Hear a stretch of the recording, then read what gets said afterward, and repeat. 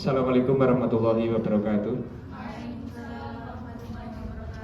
Bismillah, alhamdulillah, wassalatu wassalamu ala rasulillah wa ala alihi wa ashabihi wa mawalah mabadu fala khawla wa la quwata illa billahil aliyyil azim. Rabbi shrah li sadri wa yassir li amri wahlul 'uqdatam min lisani yafqahu qawli. Alhamdulillah hari ini kita diberi kesehatan, diberi umur panjang, bisa ngaji kembali. Semoga umur panjang ini membawa berkah dan ilmu yang manfaat dunia wa akhirat. Amin ya rabbal alamin. Kemarin saya menceritakan tentang Nabi Yusuf yang kasus di dalam kamar, kemudian itu berujung pada kesaksian yang sebenarnya membenarkan Yusuf sih. Tetapi lagi-lagi musuh penguasa, musuh pemerintah pada masa itu. Yusuf juga tidak punya dagangan pusat gitu ya. Tidak punya orang-orang hebat yang di atas. Yusuf itu seorang diri di Mesir itu. Dia seorang diri. Jadi ya demi nama bersihnya kerajaan, akhirnya Yusuf itu nanti yang akan dipenjara. Meskipun secara hukum justru Nabi Yusuf yang benar begitu. Nah, lalu apa yang terjadi ketika kasus di dalam kamar itu tersebar luas di Mesir? Yang terjadi seperti ini. Bismillahirrahmanirrahim. Wa qala niswatun fil madinati imra'atul azizi turawidu fataha an nafsi qad sagofaha hubba inna lanaroha fi dhalalin mubin. Nah, ketika Yusuf itu terdengar kabar bahwasannya dia mau melakukan hal-hal yang negatif terhadap Zulaikha lah, kita sebut seperti itu, maka wanita Mesir itu banyak membicarakan Yusuf. Akhirnya viral di media sosial, Facebook, Twitter, gitu ya. Itu semuanya itu membicarakan Yusuf. Membicarakan Yusuf, bukan Yusufnya, tetapi yang dibicarakan itu adalah Zulaikha-nya. Yang lucu itu apa? Yang lucu itu kok iso-isone gitu loh. Sama tahu nggak? Bahasa saya, bahasa orang Kediri. Kok iso-isone gitu. Kok sebisanya kayak gitu. Mengapa? Karena Zulaikha itu wanita yang terhormat. Dia itu istri Perdana Menteri, begitu. Kok iso-isone seneng karo pembantu, gitu ya. Kae lo, si Zulaikha kae, gitu ya kalau bahasa Jawanya. Suka terhadap pembantunya sendiri. Kok bisa gitu loh, seorang istri anak Perdana Menteri, seorang istri Perdana Menteri suka terhadap pembantunya sendiri. Itu yang viral di Mesir ya. Itu yang viral di Mesir, kemudian menjadi perbincangan orang dimanapun. Nah, kemudian menjadi buah bibirnya itu, kalau kita mengambil pelajaran apa? Ternyata yang suka ngerumpi, itu ya, suka ngerumpi, ngomongin orang, ya tidak hanya hari ini saja. Dari dulu ya memang gitu. Dari dulu ya kalau ada kasus yang lagi viral itu ya di mana-mana dibicarakan begitu. Termasuk kasus yang dialami oleh Yusuf dengan Zulaikha. Falamma sami'at bi makrihinna arsalat ilaihinna wa a'tadna lahunna muttaqa'aw wa atat kulla wahidatin minhunna sikina wa qalat ikhruj alaihin. Falamma ra'aynahu akbarnahu wa qatta'na aydiyahun wa qulna hasya lillahi ma hadza basyara in hadza illa malakun karim. Nah, Yusuf itu ejo-ejo saja. Orang itu kalau posisinya benar itu ejo-ejo saja, meskipun diterpa angin yang tidak sedap begitu. Tetapi bagi orang yang bersalah itu merasa risih, Pak. Dalam hal ini siapa yang bersalah? Nah, Zulaikha itu merasa risih, namanya dibawa-bawa kemana-mana. Apalagi dia merasa risih itu karena orang yang terpandang jatuh cinta pada orang yang bawahan begitu. Nah, lalu apa yang terjadi? Yang terjadi begini, Zulaikha itu merasa dendam. Manusiawi sih, Mbak. Sama itu kalau diomongkan jelekannya, merasa marah nggak? Marah. Zulaikha itu juga manusia gitu. Dia juga berhak marah ketika namanya itu diseret-seret, namanya itu dibicarakan banyak orang. Nah, dendamnya Zulaikha itu keren, karena ya penguasa ya. Jadi dendamnya itu keren. Kerennya apa? Ketika Zulaikha namanya dibicarakan banyak wanita Mesir itu, mereka itu diundang oleh Zulaikha, dan Zulaikha itu pengen balas dendam. Kenapa balas dendam? karena awakmu ora roh Yusuf terang. Gitu. Kamu itu tidak pernah tahu Yusuf. Kalau kamu tahu Yusuf mungkin posisinya bisa lebih parah dari saya. Nah kira-kira seperti itu dendamnya Zulaikha kepada para wanita Mesir yang ngerasani nek ngendi-endi itu. Nah lalu apa? Lalu mereka diundang pada sebuah jamuan, ya kayak karpet gini Mbak, di tempat yang luas. Kemudian karpetnya itu permadani. Biasanya kalau permadani itu tebel, lalu mereka itu duduknya berhadapan-hadapan gini. Duduk berhadapan-hadapan, di tengahnya itu ada jalan untuk jalan. Nanti Yusuf jalan di situ. Nah lalu mereka itu sebelum Yusuf keluar memang dikasih jamuan.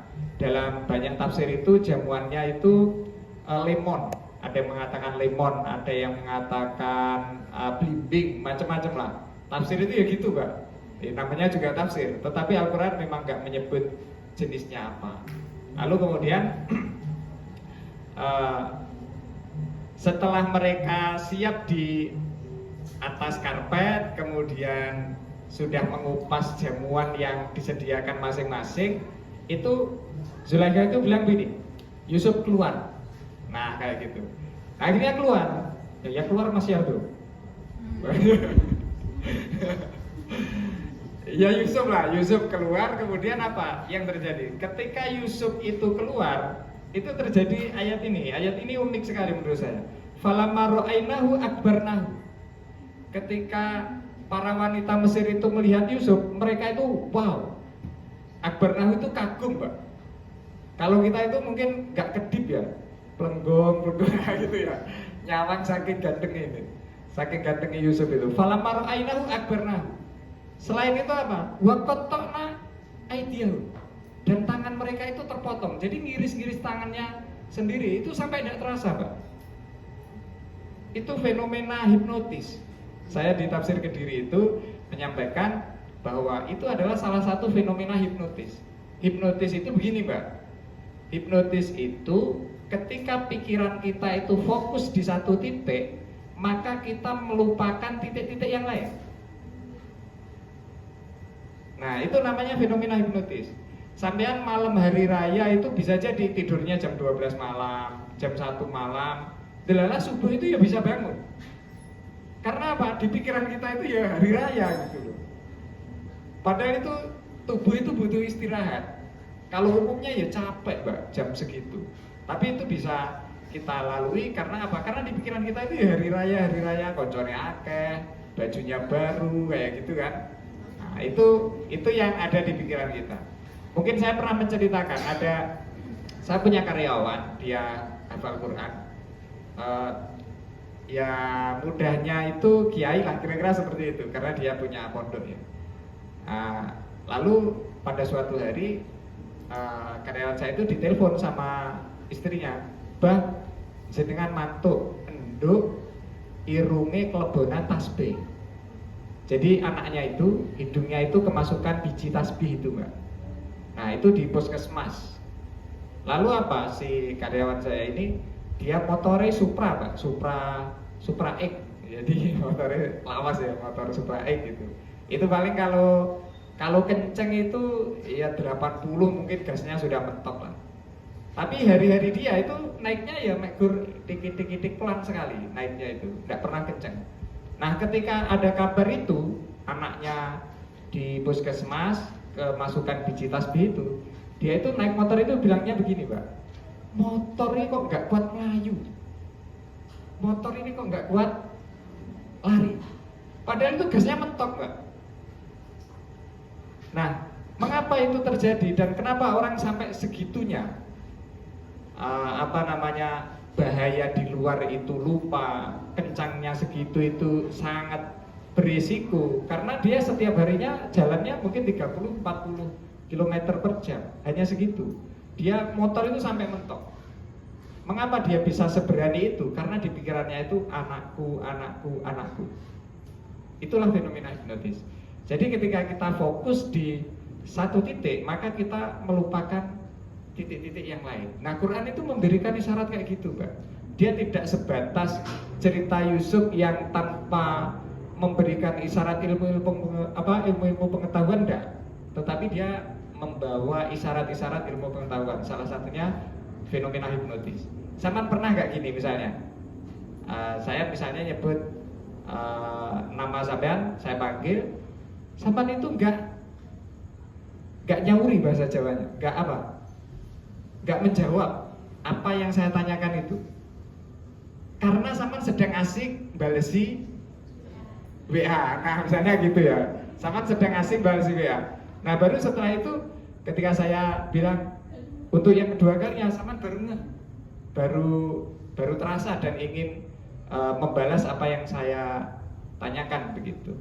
Nah itu sampean terhipnotis oleh WA dalam sekian detik, sehingga sampean melupakan titik-titik yang lain di luar HP itu begitu, atau di luar WA itu. Nah itu adalah fenomena hipnotis yang bisa terjadi kepada siapapun, termasuk yang terjadi kepada para wanita Mesir ketika melihat ketampanannya Nabi Yusuf. Mereka itu sampai tidak terasa kalau tangannya teriris. Falamma ra'ainahu akbarnahu wa qatta'na aydiyahu wa qulna hasya lillahi ma hadza basyara in hadza illa malakun karim. Mereka itu berkata, lek ngene iki untuk manusa, tapi ngene iki malaikat gitu. Selain ngene iki untuk manusa, ini malaikat. Iki mesti mahasiswa ini. Qalat fadzalikunna alladzi lumtunnani fi walaqad rawattuhu an nafsihi fasta'sam wala illam yaf'al ma amuruhu la yasjunannahu wala yakuna minas sawirin. Jadi meskipun Zulaikha itu orang yang banyak dibicarakan kejelekannya oleh para wanita Mesir, kemudian dia mampu balas dendam lah, kira-kira seperti itu. Kemudian dia bilang begini, Yokuwi wong sing membuat aku terlena, membuat saya itu tergoda, ya itulah orangnya. Sampai melihat satu kali aja tanganmu teriris gak terasa, apalagi saya setiap hari itu di rumah. Nah itulah dendamnya Zulaikha kepada para wanita Mesir yang selalu ngerumpi, selalu gunjing, ngomongin kejelekannya Zulaikha, kira-kira seperti itu. Jadi balas dendamnya sudah terbayar. Lalu setelah itu Yusuf itu qala rabbi sijnu ahabbu ilayya mimma yad'unani ilai. Justru di luar dugaan Yusuf itu memilih untuk udahlah saya di penjara saja daripada keluarga istana itu tercemar. Jadi kok ada ya orang itu yang rela menderita demi kebahagiaan orang lain. Dan itulah Yusuf, Pak. Yusuf itu rela di penjara demi nama baiknya Zulaikha dan istana begitu. Tapi memang dari sinilah justru buah manis itu bisa dituai oleh Yusuf. Fastajaba lahu rabbuhu fasarafa anhu kaidahun innahu huwas samiul alim. Lalu Tuhan betul-betul ngijabahi. Tapi iki yo enek enggak enak ya, Mbak. Ada enggak enaknya. Karena apa? Kalau sampean itu berdoa, itu berdoalah yang baik. Meskipun diijabahi atau tidak itu belum tentu. Begitu kata Pak Maftukin itu, Pak Rektornya Win 1 Tulungagung dulu. Tuhan itu pasti mendengar doa Anda. Tapi disauri pora itu urusan lain. Tapi Tuhan pasti mendengar doa Anda begitu. Nah, jadi kebetulan doanya Nabi Yusuf memilih di penjara itu diijabahi sama Gusti Allah. Itu kok ada ya orang memilih menderita dibandingkan tidak menderita begitu. Summa badalahum min ba'di ma ra'aul ayati layasjununnahu hatta hin. Kemudian setelah itu Nabi Yusuf benar-benar di penjara. Nah, Al-Qur'an itu tidak menyebutkan waktu, Mbak, berapa lama. Nah, itu sampai buka Al-Qur'an sampai juz 31, itu ya gak akan ketemu itu. Ini Yusuf ini sebenarnya berapa lama sih di penjara? Al-Qur'an hanya layasjununnahu hatta hin. Dia di penjara sampai pada masa tertentu begitu. Itu tidak disebutkan waktunya. Tetapi tafsir itu menyebutkan waktunya itu 12 tahun. Itu kalau tafsir. Jadi kalau kemarin, sama ingat gak Yusuf waktu digoda Zulaikha itu umurnya berapa? Yang termuda, pendapat yang termuda 18 tahun itu yang termuda. Kalau 18 ditambah 12 ketemunya berapa? 30 tahun. Jadi Yusuf itu keluar dari penjara itu umur 30 tahun, Pak. Begitu. Jadi 12 tahun itu di penjara. Bahkan orang bener, gak salah apa-apa, di penjara 12 tahun. Begitu. Ya itu kan tidak mudah itu. Nah inilah yang nasib Yusuf itu justru berawal di penjara. Kadang sesuatu yang tidak kita sukai itu baik di kemudian hari. Dan terkadang pula sesuatu yang kita sukai tidak baik di kemudian hari. Nah termasuk penjara ini kan tidak menyenangkan, betul kan? Nah tidak menyenangkan, tetapi dari situlah kebaikan itu terjadi. Berawal dari sini. Wadakhola ma'ahu sijna fatayan. Bersama dia atau bersama Yusuf masuklah 2 orang pemuda ke dalam penjara. Jadi ada temannya. Ini masuk El-Jawi. Nah, gitu ya. Masuk. Nah itu menjadi temannya Yusuf yang di penjara. Lalu 2 orang itu siapa? Ada yang tahu enggak? Nah Quran itu ya gitu Mbak. Quran itu enggak mau menyebutkan nama. Karena apa? Dia narapidana. Kalau disebutkan namanya bukan Al-Quran tetapi ngerasani gitu. Kitab sing ngerasani gitu loh. Quran itu menyelamatkan diri dari kesan ngerasani itu. Dengan cara apa? Ya dengan cara istilah-istilah lain. Fatayan 2 orang pemuda. 2 orang pemuda itu siapa namanya? Nah, yang pertama yang pemberi minum itu namanya Nabwa. Namanya Nabwa. Jadi dua orang itu pelayannya Raja Mesir. Yang satunya pemberi makan atau penyaji makanan, yang kedua adalah penyaji minuman. Yang penyaji minuman namanya Nabwa, yang penyaji makanan namanya Majelas. Namanya Majelas. Begitu. Nah, 2 orang inilah yang menjadi temannya Yusuf di penjara. Nah, setelah itu apa yang mereka bicarakan? Ya, ngalor ngidul, Mbak. Saman kalau di kamar itu apa yang saman bicarakan? Wes kok apa wis ngalor ngidul nyetan kulon ya apa nek kegiatane? Oh, enggak ada kegiatan yang lain kan? Nah, akhirnya wong ngalor ngidul. Nah, lalu mereka berdua ini mimpi. Qala akaduhuma inni aroni aksiru khamro. Salah satu di antara mereka, nah itu yang tukang penyaji minuman, Mbak. Yang Majelas tadi. Yang Nabwa itu menyampaikan bahwa sesungguhnya aku melihat aksiru khamro. Aku menyajikan kembali minuman raja begitu. Wa qala al-akharu inni aroni ahmilu faqara si khubzan ta'kulu tayru minah.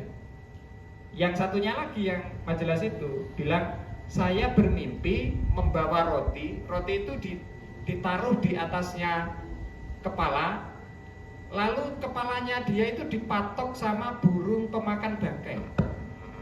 Begitu, didudul ya, kalau bahasa Jawa itu diduduli atau dimakan oleh burung pemakan bangkai begitu. Lalu apa? Nabi takwili. Karena Yusuf itu terkenal orang yang bisa menampilkan mimpi, maka 2 orang temannya ini, teman narapidana ini ya, yo ditafsirkan toh mimpi saya. Lalu inna naroka minal muhsinin, sesungguhnya aku melihat engkau itu orang yang baik hati gitu. Nah, karena ada maunya Yusuf itu ganti gini, Mbak. Di ayat 37 sampai ayat 38, lalu 39, 40 itu adalah dakwah Nabi Yusuf kepada 2 orang yang di penjara itu. Intinya mengajak masuk Islam, intinya begitu. 4 ayat itu tadi, itu mengajak para narapidana yang menjadi temannya Yusuf itu supaya masuk Islam dan beragama tauhid gitu. Baru kemudian keinginannya disampaikan oleh Yusuf. Karena dia ada maunya, saya juga ada maunya, begitu Yusuf itu. Jadi saya diuntungkan, kamu juga diuntungkan. Begitulah keinginannya Yusuf ketika ada orang yang butuh mbok yo ditafsirkan toh mimpi saya itu seperti apa gitu. Nah, kemudian Yusuf baru minta macam-macam gitu. Nah, setelah mereka mengiyakan, ya sahibai sijni amma ahadukuma fayaski rabbahu khamra. Nah, wahai temanku sepenjara, kira-kira seperti itu. Gak enak ya. Wahai teman saya sepenjara, sesungguhnya nanti kamu itu akan kembali menjadi pelayan raja. Yang itu tadi, yang penyaji minuman, itu nanti akan diangkat sebagai pelayan raja. Kok bisa dipenjara seperti apa sih? Nah, itu Quran itu nyensor, Mbak. Memang ada episode yang disensor oleh Al-Quran. Jadi ceritanya dua pemuda itu dituduh akan meracuni raja, dituduh bersekongkol akan meracuni raja. Akhirnya dipenjara itu dua orang itu. Lalu di kemudian hari terbukti ternyata yang penyaji minuman itu tidak tahu apa-apa gitu. Nah, yang ingin meracun itu adalah penyaji makanan. Jadi dalam cerita di dalam surat di dalam ayat ke-41 itu ditafsirkan oleh Yusuf, kamu nanti akan bebas dari penjara dan kamu akan diangkat kembali menjadi pegawai istana. Seperti itu. Cara main dewe pegawai UIN lah, kira-kira seperti itu. Wa amal akharu fayuslabu fatakulu tayru min ra'si. Sedangkan yang lain, kamu nanti yang ini yang penyaji makanan itu, kamu nanti akan akan disalib. Salib itu di gini, Pak. Jadi tangannya ini dipaku, itu kemudian dia dibunuh, disalib kayak gitu. Lalu setelah itu mayatnya akan membusuk dan dimakan oleh burung baka. Begitu. Itu tafsiran yang disampaikan oleh Yusuf. Qudiyal amrul ladzi fihi tastaftiya. Nah, baru setelah itu apa yang terjadi? Yang terjadi ketika si penyaji itu tadi, penyaji minuman itu tadi dinyatakan tidak bersalah, akhirnya dia bebas dari penjara, dan yang ini yang penyaji makanan akhirnya dia betul-betul dihukum sesuai dengan apa yang ditafsirkan Yusuf. Begitu. Nah, setelah yang satu bebas, yang satu lagi dihukum mati. Nah, itu Yusuf masih di penjara, Pak. Jadi masuknya penjara Yusuf lebih dulu, keluarnya juga carry gitu ya, juga belakangan. Jadi bukan cepet itu. Kadang masuknya kuliah lebih cepet, keluarnya juga lama. Ada juga yang keluarnya belakangan tapi lulusnya cepet gitu. Nah, sama yang cepet aja, jangan yang lama-lama. Nanti biar SPP-nya nggak banyak kan begitu ya. Nah, Yusuf itu kebetulan yang keluar penjaranya, masuknya duluan, keluarnya belakangan. Dia betah aja di penjara itu. Nah, ini mahasiswa abadi ini, Yusuf ya, itu ya. Nah, akhirnya apa? Setelah yang satu ini keluar, raja itu mimpi, Pak. Mimpi melihat apa? Ada yang tahu nggak? Mimpi melihat 7 sapi yang gemuk dimakan 7 sapi yang kurus. Nah, setelah itu apa yang terjadi? Setelah itu dilanjutkan pertemuan yang akan datang, gitu, biar sama ikut. Ya, jadi ada melihat apa nanti di pertemuan yang akan datang. Sampean bisa saja membaca terjemahannya, cuma di titik-titik tertentu itu ada episode yang disensor, dan itulah uniknya kajian tafsir, karena menambal cerita-cerita yang disensor oleh Al-Quran. Dari saya kurang lebihnya minta maaf. Assalamualaikum warahmatullahi wabarakatuh.